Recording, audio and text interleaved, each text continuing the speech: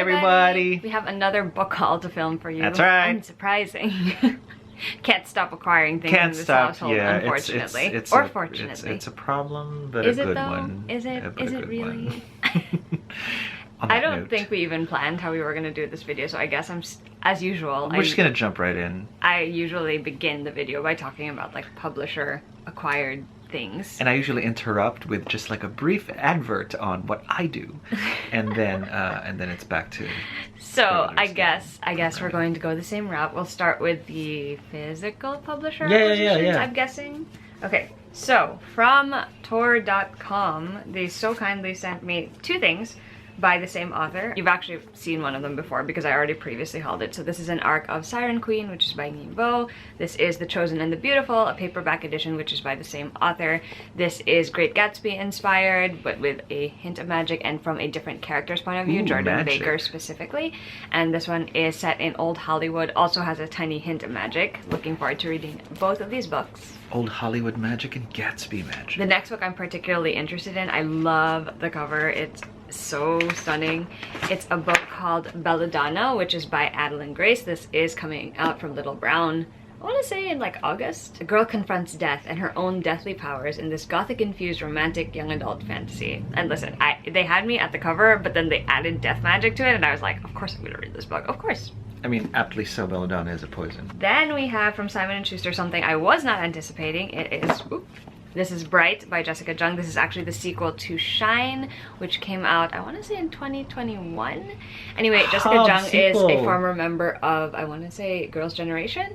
And so she wrote a book that sort of reflects maybe some of her experiences as part of the K-pop world, and this is the sequel, so obviously it's gonna tackle the events that happened after the fallout in the first book. From Wednesday Books, a book that I'm also very excited about. This is The Charmed List, which is Julie Abe's young adult debut. It's her contemporary young adult romance. The main character in it kind of has like a bucket list of items, and one of the items includes revenge on this former friend of hers who ends up becoming her partner in crime when tackling this list, so I'm sure that's gonna be fun to read about. Former friend to partner in crime. That's a new. And then we have another sort of K-pop centered book, and it is Once Upon a K-Prom by Kat Cho. This comes out in May.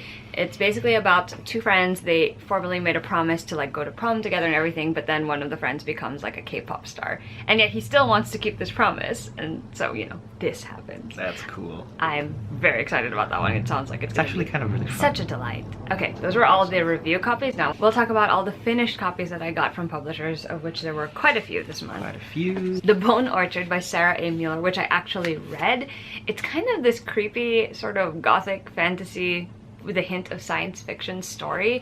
There's a house, the character in the house is the mistress of the house who kind of grows the girls out of bones, and it's a whole political, apparently court intrigue type story, which I did not realize when I went into it, but you'll hear more in my thoughts on this when we're talking about it in a recap. Cool. The next finished copy is The Genesis Wars, which is by Akemi Dunn Bowman. I actually haven't read the first book in this, which is The Infinity Courts, I want to say, and that came out last year. Do love this cover though. This is also sci-fi. It's set in a world where there's like an AI that kind of has control over everything. From Penguin we have By Any Other Name, which is by Lauren Kate. It has this cover.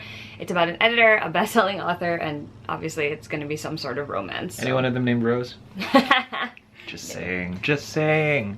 Then we have Always Jane, which is by Jen Bennett. It has this adorable cover. This is another YA contemporary read from Jen Bennett. I've read pretty much every single book that she's put out and enjoyed them all.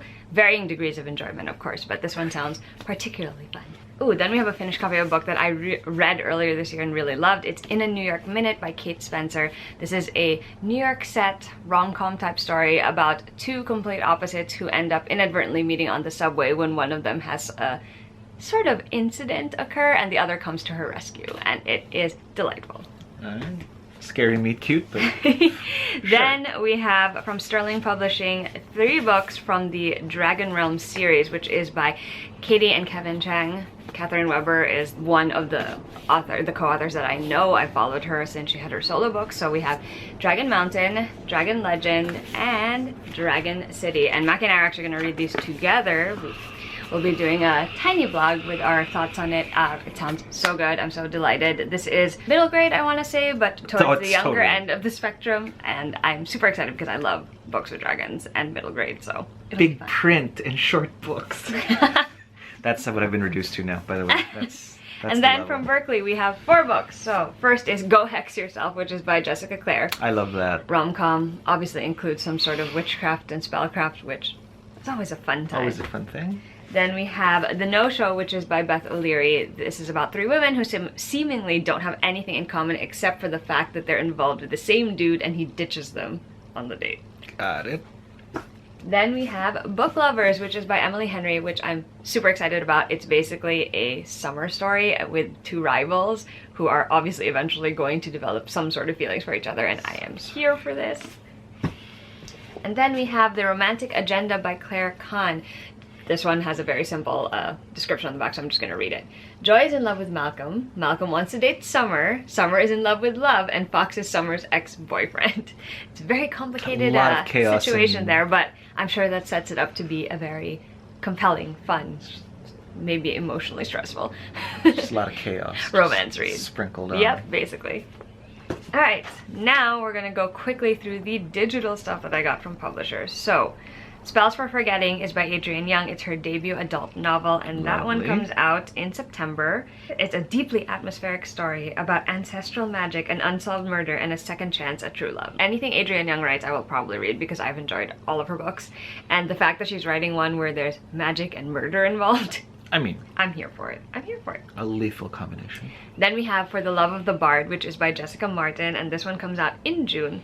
Listen, title was what got me on this one because I tend to get drawn to things that have Shakespeare references or feature Shakespeare. So it says, to go for it or not to go for it? That is the question when 2 former high school flames return to their Shakespeare-obsessed hometown for a summer of theater and unexpected romance. Then we have a quite unusual book. I feel like this is more of like a coffee table style book. It's called A Field Guide to Mermaids by Emily B. Martin, and I believe from what I understand, it just features different kinds of mermaids and different illustrations for them. This one's out in September. Then we have a sequel that I'm particularly excited to get to, A Venom Dark and Sweet, which is by Judy I. Lin. This is the conclusion to her duology, which started with A Magic Steeped in Poison, which I thought was really fun. We're not going to talk too much about what the plot in this one is, but suffice to say the first book was really good, so you should check it out. Then we have The Art of Prophecy, which is by Wesley Chu. This one comes out in August. It says, an epic fantasy ode to martial arts and magic about what happens when a prophesied hero is not the chosen one after all, but has to work with a band of unlikely allies to save the kingdom anyway. That's a refreshing take. I love that. Then we have The Dead Romantics by Ashley Poston, which comes out in June. It says, a disillusioned millennial ghostwriter who quite literally has some ghosts of her own has to find her way back home. That's Ashley's adult debut as well. Then we have Sophie Go's Lonely Hearts Club, which is out in August, and this is a new heartfelt novel about the power of loneliness and the strength of love that overcomes it. I've enjoyed Roselle's books as well. She always writes contemporary but with a hint of magic in it, so I'm looking forward to reading that one. Then we have Soulmates, which is by Susan Lee, and it comes out in September. The last person Hannah wants to see is her former best friend Jacob, until blackmail and a bucket list, along with 2 meddling mamas, push them together for a summer worthy of a K-drama. Okay. Then we have Princess of Souls by Alexandra Christo. This one is out in October, and it says, a Rapunzel-inspired YA fantasy romance about a teen witch grouped to steal souls for an immortal king and the reckless, rebellious boy to whom her fate is tied.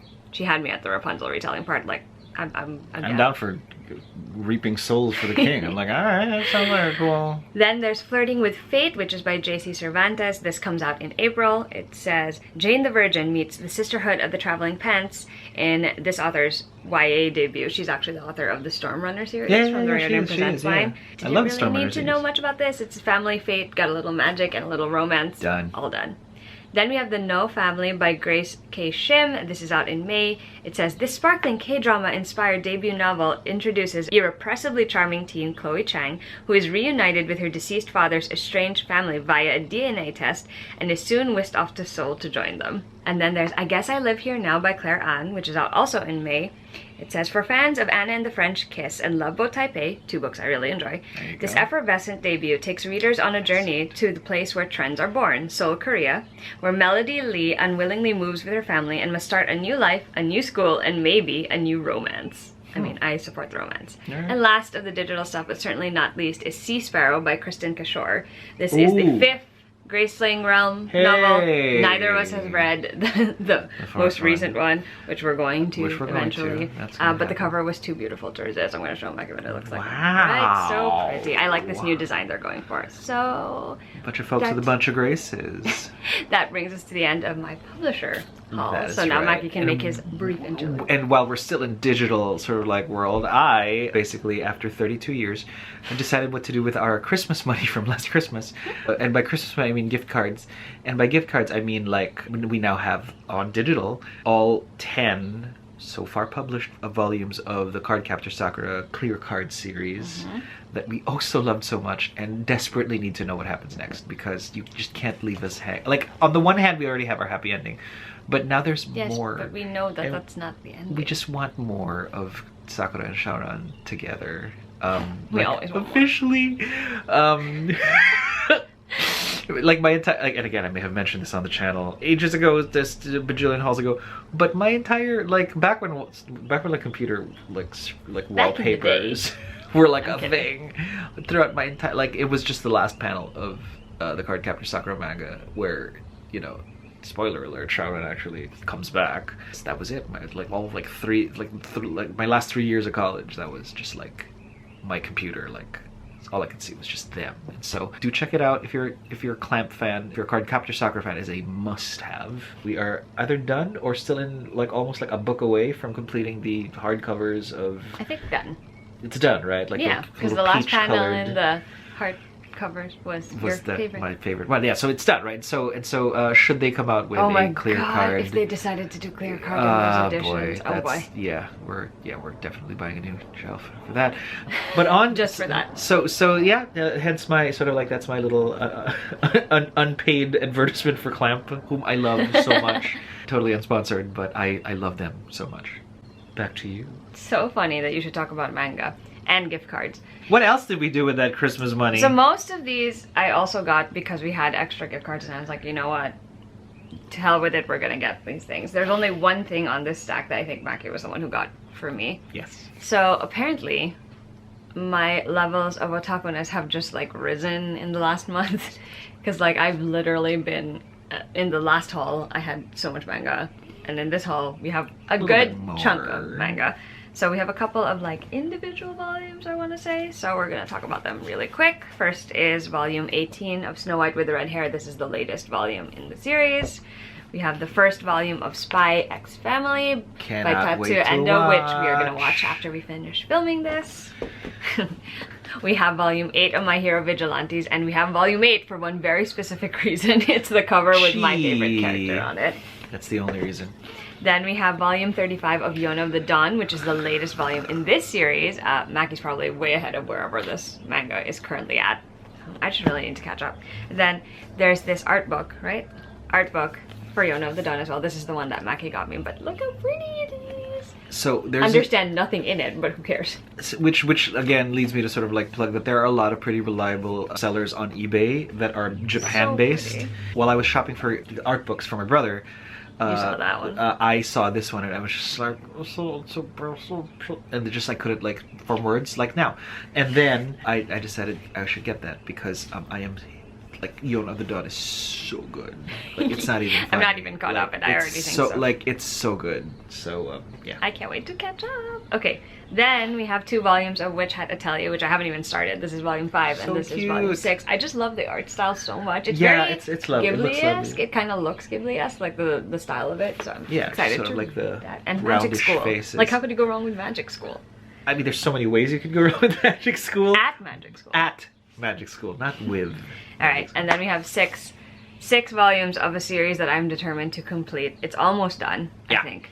So we have volume 10, volume 11, volume 13, volume 14, volume 15, and volume 16 of the Full Metal Alchemist series in the Full Metal editions. And the series, first of all, the way that they package these new versions, stunning. I love the foiling. I love the fact that each sort of collection has a different character, like a main player in the I love game. how Big Sister's on it. Yeah, and yeah, we're just adding to our collection. This was all purchased with gift cards, so you know, fun times for us. Happy Christmas, sisters. Happy Christmas, sisters.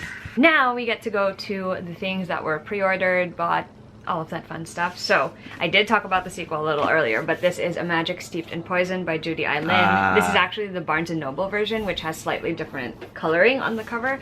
And oh, look at them end it papers. Has end papers, which are stunning. That's gorgeous. Oh my gosh, that scene is so good. And it has a cute little teapot on the cover. I mean, it did talk about steeping. Well, the entire premise of this book is actually that the main character in it is competing in a competition to become sort of like the kingdom's tea, like the tea master, tea expert. Shanongshi is the term in the book. But then she uncovers the fact that there is a lot more going on. Again, more political court intrigue type thing. So fun.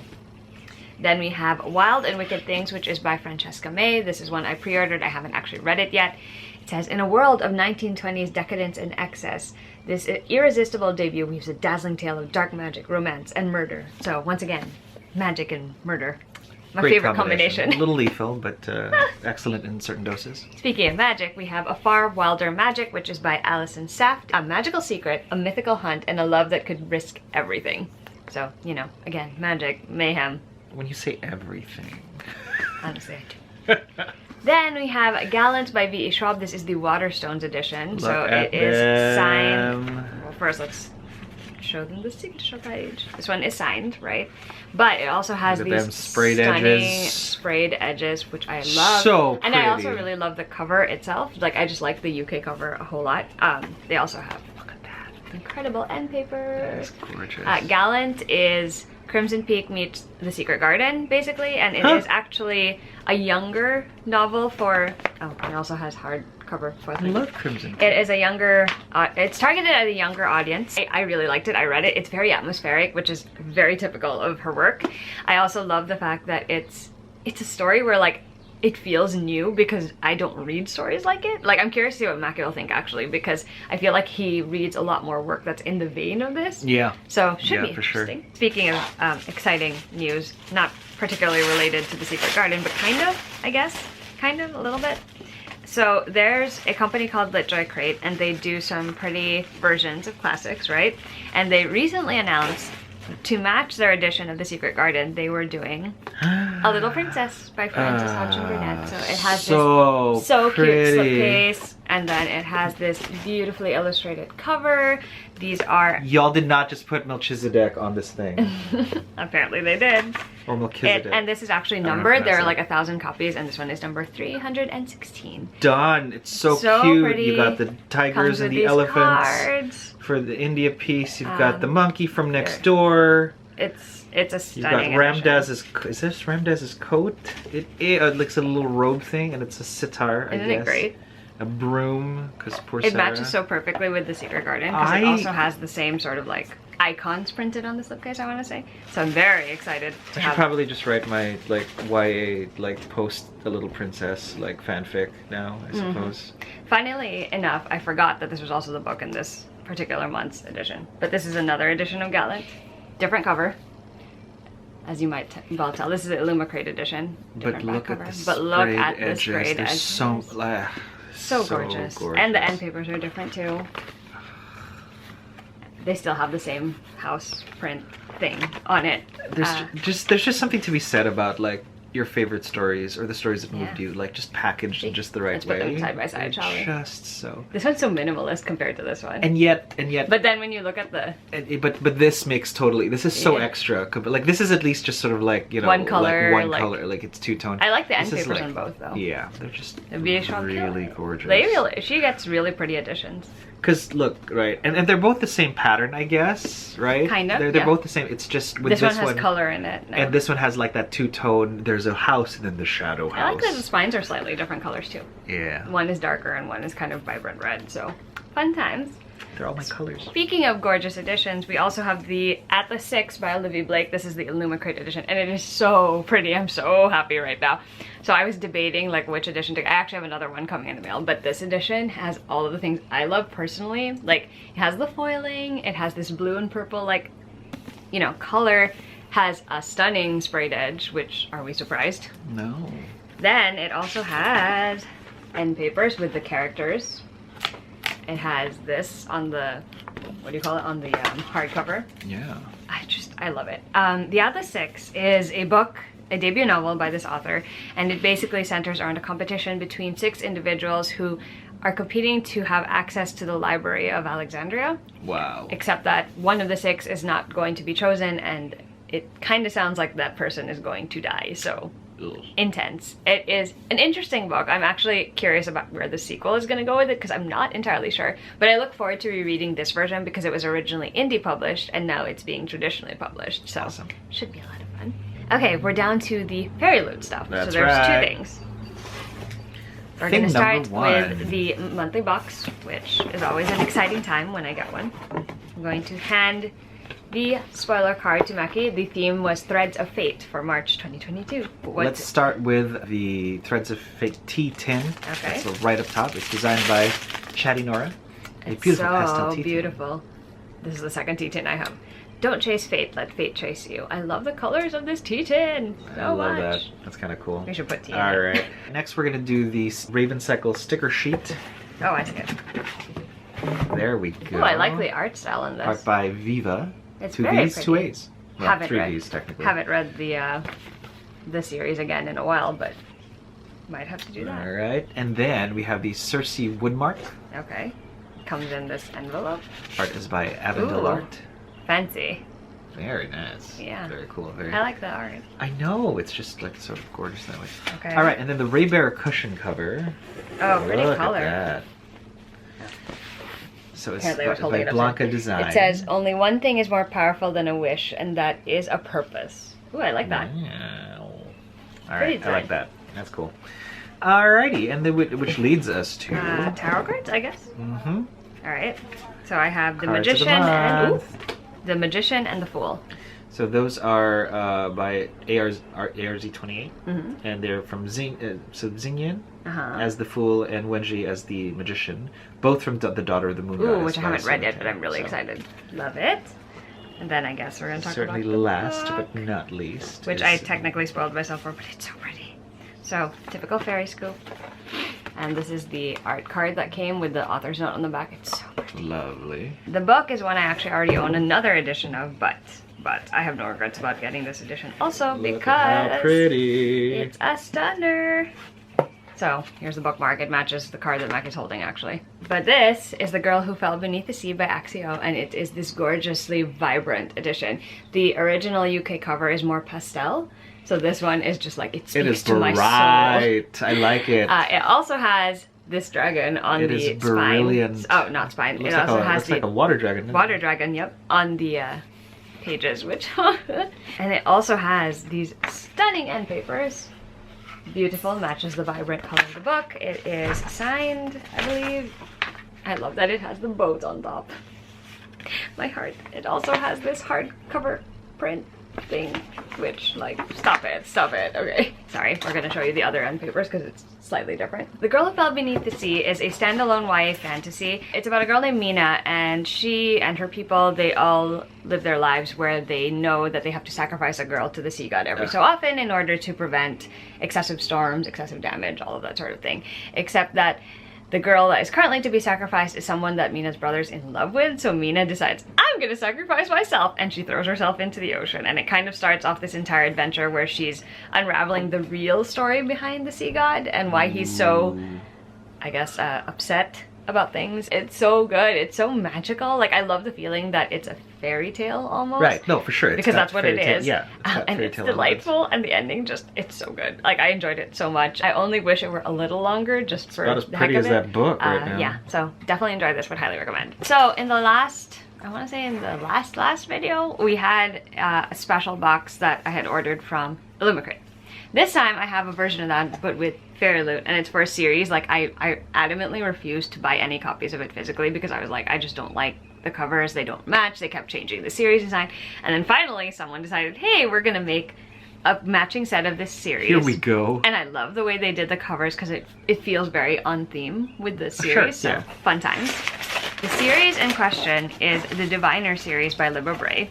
I've talked about this one before. It's like 1920s in New York. It's paranormal murder mystery, basically, where the main characters in the book, some of them have unusual abilities, sure, one should say. And it's just, oh, so good. Anyway, so Fairy Loot decided they were going to make a edition of it, and they kind of went with like an Art Deco 20s style for it. Art Deco 20s. So this is the Diviners by Libba Bray. This is actually a callback to the original cover, which has a similar sort of symbol. That's gorgeous. Black sprayed edges, because you know, dramatic. It's signed too by All-seeing Libba Bray, which is eye. Well, not the exciting. all-seeing eye, but... Yeah, I love what they decided to do with the cover. Oh, there's the eye, which is mildly creepy. If I took off the dust jacket, that would be kind of scary. So this is the Diviners. This is book 1. Then they're all packaged. Gorgeous. They're all packaged very well, by the way. There's some weird kind of foil embossing going on here too, so you can actually, it's tactile. You can feel it. Feel it in my fingers. So much bubble wrap, by the way.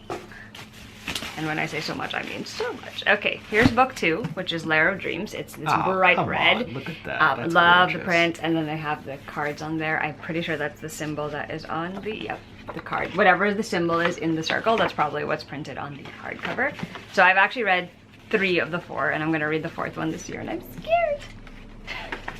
That is pretty. It's very pretty. The next one is Before the Devil Breaks You, which is in my favorite color. Blue. And it has the top hat in it. That's gorgeous. And again, it's gonna show you the top hat on the foiling. Ooh, these books were so good. Like, I'm pretty sure I gave almost every single book 4 stars, if not 5.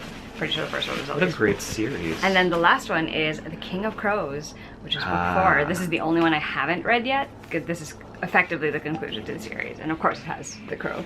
But all together, they're just so pretty. They're gorgeous. Like, what am I supposed to do with myself? Because they finally made pretty editions of the series. I know. Like, it's stunning. I'm so happy they finally decided to go ahead and like give the series the beautiful covers it deserves. And none of that like crazy, we're gonna change the covers midway through the series. Twice type thing. There you go. So I'm very excited to finally own these.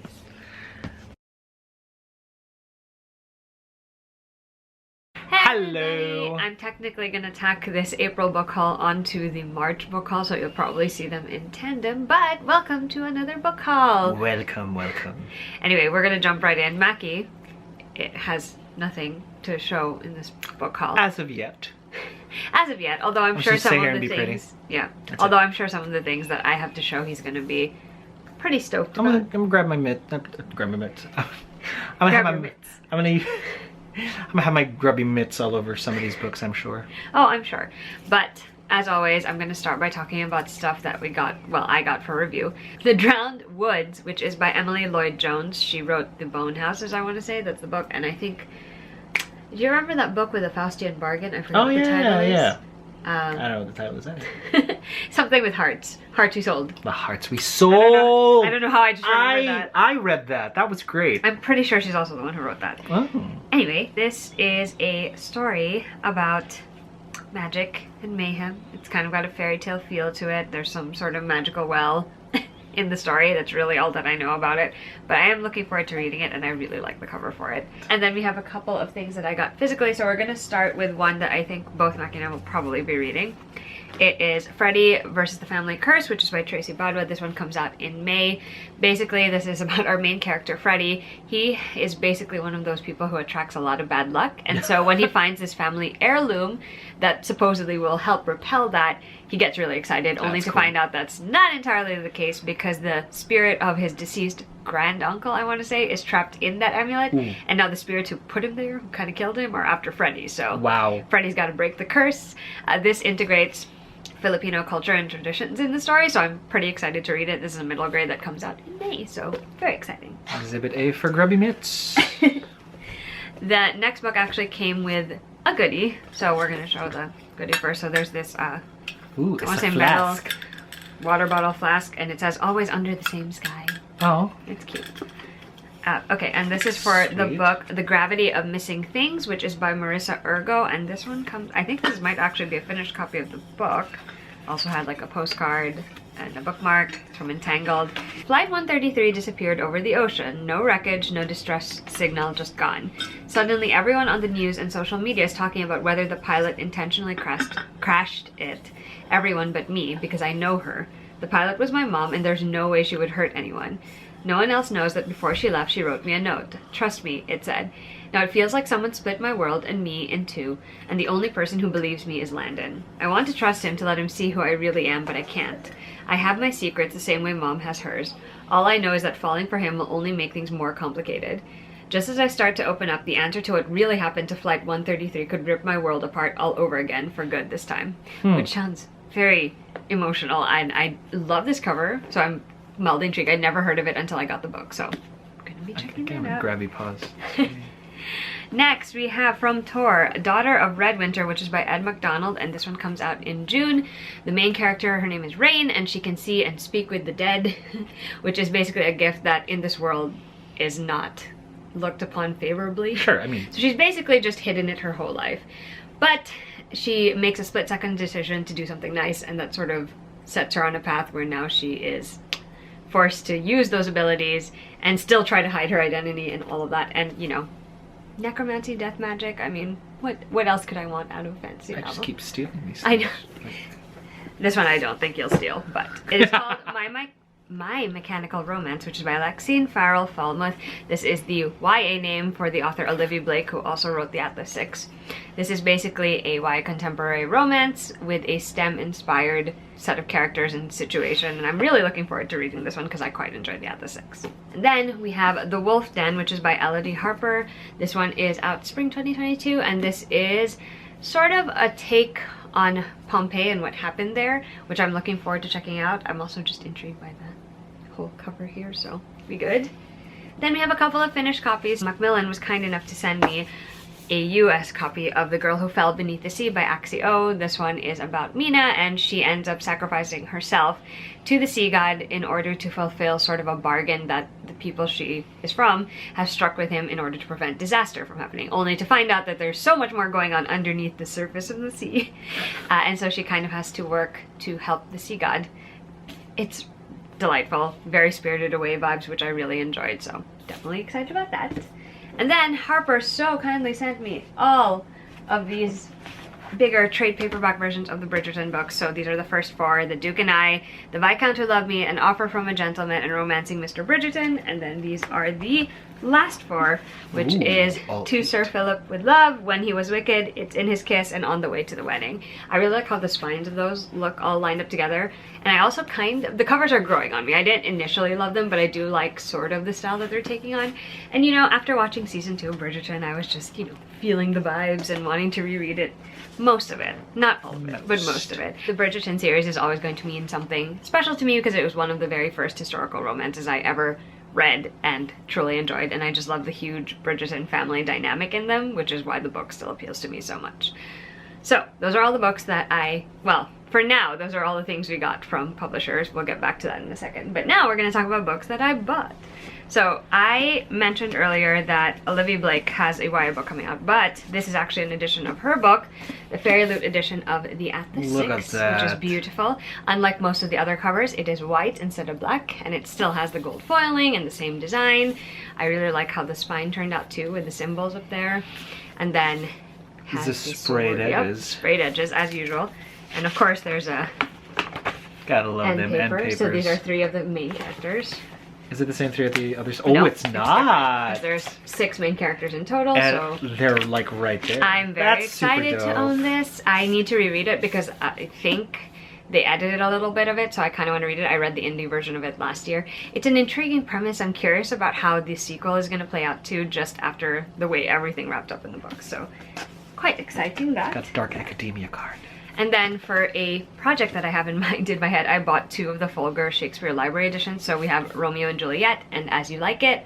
And just based on the 2 titles, if you know, you probably can guess why I bought these 2 in particular. Let's just say it has to do with a current finished YA duology and one that's about to start by the same author. And I just need little some bit of a reference refresher. material. Yep, some reference material there. Then we have a handful of more books. So first we have People from My Neighborhood, which is by Hiromi Kawakami and translated by Ted Gosin. This author, I actually have most of their books. I still haven't tackled them, but they're all relatively short. I'm hoping to tackle most of them during the month of May. It's basically just a set of interlocking stories about people from his neighborhood. Yeah, just very Sesame Street. I really love the cover of this next book. It's The Stand-In, which is by Lily Chu. Basically, this character ends up switching places or switching lives with a Chinese celebrity. She's going to be the stand-in, obviously. Wow. And the catch is that she has to work together with this girl's co-star. Oh. As the stand-in. Of course, she's going to develop feelings somewhere along I mean, the sure, way. that's how that works, typical. right? Like, sounds really delightful, though. That's the point. Then we have Part of Your World, which is by Abby Jimenez, which I'm pretty excited about. It's sort of got the fish out of water vibe here because the main character is like successful and she's doing well and she's from the city, and then she meets this guy who is the complete opposite of her in some ways, where he's from the country, he's used to the small town, a little bit slower paced life, and she ends up having feelings for him, but then she has to decide how to reconcile all of that. So it sounds also very good. And then this book I purely bought for the title and the cover. It's The Long, Long Goodbye of the Last Bookstore, which is by Mizuki Nomura, and it's illustrated by Miho Takeoka. It's just, And the tagline also gets me. It's the bond between books and readers carries beyond the page. Oh, So, that's actually true. Bookstores, That's 100% true. books about bookstores, like, how could a thing. I not? Yeah. Okay, then in April, I may or may not have gone into a very deep manga hole.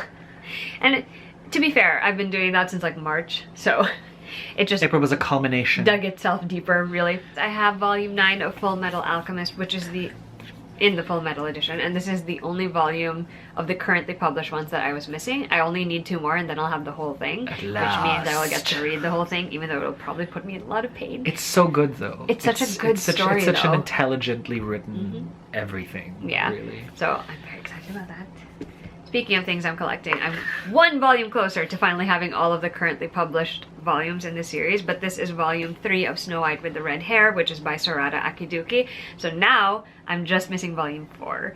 Oh, I'm so excited because I do really love this series and the story, and I am curious because it's gone far past where the anime ends, so now I'm like, but I need to know though. I need to know what happens. Yeah, and there's kind of a sort of an irony of naming like a young redhead Shirayuki, which is like, you know, like Snow White, you know what I mean? But she decides to up and leave and take her trade of potion making, I want to say. Healing and potion making, I think. Elsewhere, where an appreciative prince just happens to be her I love how well you know the patron. story. Well, I watched a lot of it with you too, and I do appreciate the story. It's very, very nice. I recommend it if you like your heroines to say, I will not marry you just for status, and then carve their own back. I was about to say schlep on over to another kingdom where she doesn't have to deal with that crap. This is your book. Speaking of exciting things, so one of Mackie and my recent I would consider Mackie and I this, have a recent obsession. and we are not alone. I think this has been making waves. People are really, really digging this story. I'm 100% people in our circle sort of like love it. I think we're what, 4 episodes into We're the 4 anime episodes now? into the anime, but we bought every single manga available. So because I already, we need this. I already had volume 1 of this, and I think we showed it in March. But now we have the rest of it, which is through volume 7, and this is Spy X Family, which is by Tatsuya Endo, who does both the art and the story. So good. So just because we can, this is volume 2, that's volume 3, Okay. 4, 5, 6, and 7, and notice how we didn't even do that for delightful. Bridgerton. Because, okay, so, in a world where the greatest spy of all time, called Twilight, that is his sort of like chosen code name, fights for a better world in a shady underside of like high society.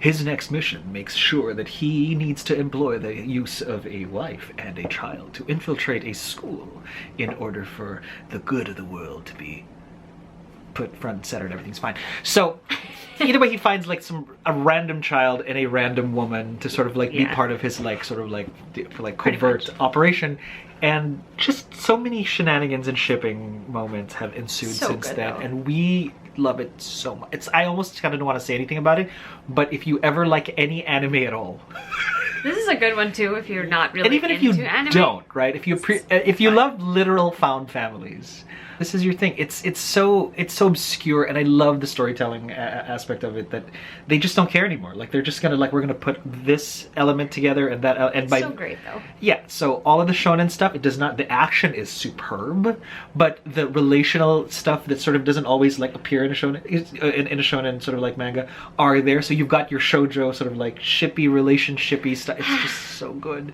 And of course the fun comedy. I appreciate I do too. Yeah, it's of course it's anime comedy, right? Like, it's not like a sitcom. Yeah. But, like, but it's still it's not Seinfeld, but it is lovely in that sense if you're into that. So it's something for the whole family. I know. And we just can't get enough of it. So good. It's so good. It's so good. Okay, a couple more manga volumes. So we have volume 6 of Given, which is by Natsuki Kizu. This is a music-centered anime. It's boys love anime as well, so... Well, if you like bands. It's good. It's great. Then we have we actually have a couple bands of and falling in love. Anyway. We have A Sign of Affection, which is by Sumori Shita. This one is a sign language centered story because the main character is deaf, and so she's always had to communicate that way. And she meets this guy, and they end up having some sort of relationship. I've heard nothing but good things about this one. And then we have A Perfect World, which is volume 1 by Ri Aruga. This one is a little bit older. I think they're in their 20s in this one, and she gets reunited with her high school crush, and it kind of goes from there, so I'm excited about that. Actually, this one is a complete series. Oh, it's Love and Focus, so it's just 3 volumes today, and this one has a photography aspect to it. There are obviously 2 guys involved in the story, so let's go. Who doesn't love a triangle, This right? is by Yoko Nagiri. And okay, fine. I know a couple of people who wouldn't appreciate a triangle. And volume 3. I'm excited to read it though, because it's a finished series. And last but not least, certainly not this least. one is one where I saw the cover and I was like, this looks like something both Mackie and I would want. Oh yeah, like in an instant. I mean, this cover alone, right? My God. So the title is Beyond the Clouds, and then the subtitle is The Girl Who Fell from the Sky, and it's by, I guess it's just one name here, Nick. This is volume 1. Look how beautiful that cover is. And then the back's like a dreamlike odyssey that's part Studio Ghibli and part Final Fantasy. I was like, listen. It's like some watercolory, gorgeous. I don't know what kind of art style this is because I'm not like I don't know these things. But it's just so lush. Right? Look at it. There's a whimsy. So basically, the story is like the girl, she falls from the sky, has no memory of who she is or what she is. So basically everything I wanted in my childhood. And she's injured. Her wings are injured. And so he has to help her fix her wings, right? So delightful. So I feel like that's going to put us in pain, but you know, worth it. All right, we've come to the end of this surprisingly not so long haul for April, and it's actually for a box, which I think we'd both be interested in. This is Arasha and the End of Time, but the graphic novel version, which is really cool that they're adapting. Yeah, first of all, who doesn't love Roshni Chokshi, right? Like, she's just a wonderful human being. Oh, how cute. And it's like a sample of how it's illustrated on the card, which is cool. Let's dig it so hard. Oh my gosh, is this pajamas? I should think so. Living! It's pajamas! It's Arasha pajamas. Oh my gosh, love it. I love it. I love it totally already. Obviously fit her for obvious reasons. However, there's also a shirt. It says don't wake the sleeper. I think this shirt will fit me. It might actually. Yeah. So you can have the shirt tonight. Oh, it's so pretty. And then this gorgeous, gorgeous graphic novel version. That's so pretty. It's so lovely. I like that. Oh, see how pretty that is. And then the art is just beautiful. It looks so pretty. So I've actually read the first Arasha book, and it was quite fun.